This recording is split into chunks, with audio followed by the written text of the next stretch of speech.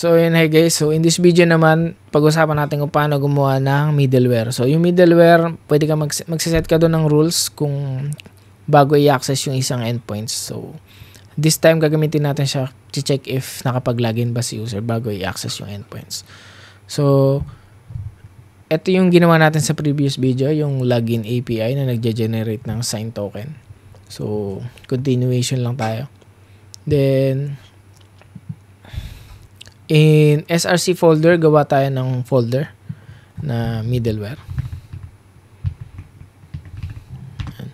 Inside middleware, gawa lang kayo ng auth middleware.ts. So, inside auth middleware, so, gawa lang kayo ng function na export cons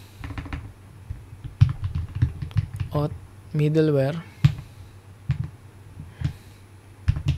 Ayan.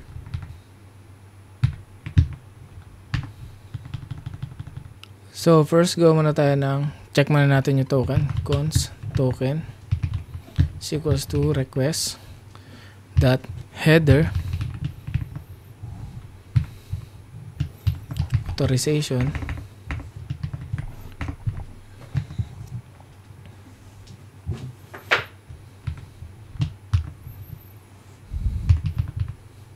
yan.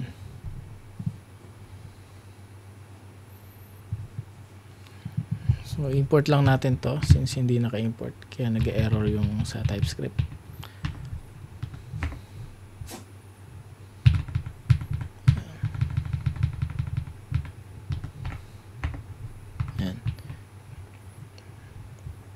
So, i-check niya yung request if may token ba. Ngayon, if walang available na token, ayan. So, response. So, alisin muna natin to. Palitan natin ng response ng express. So, make sure na laging expression naka-import dahil nag-error si TypeScript. Ayan.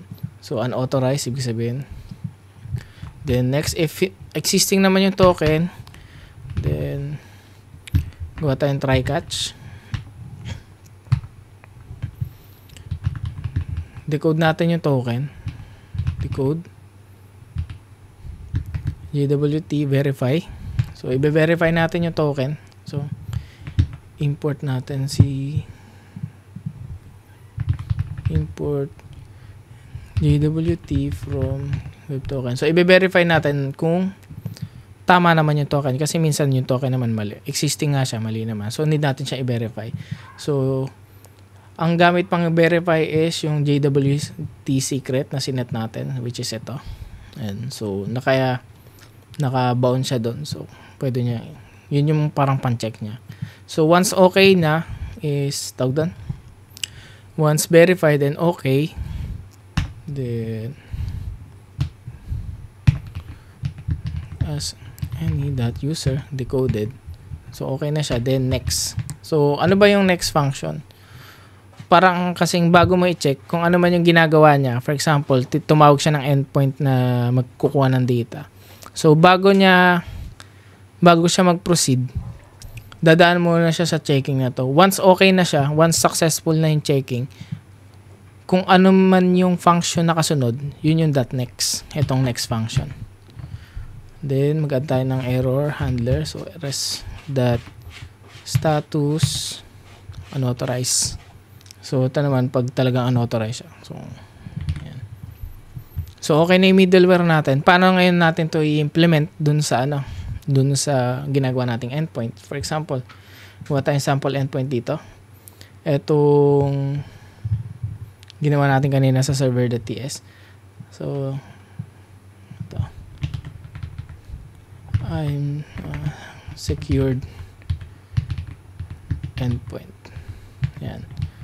So, currently, this one is open endpoint siya.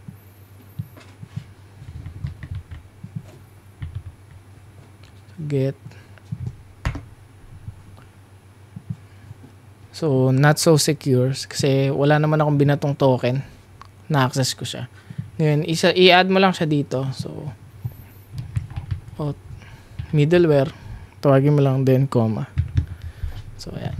So, pag tinawag ulit natin tong endpoint na to,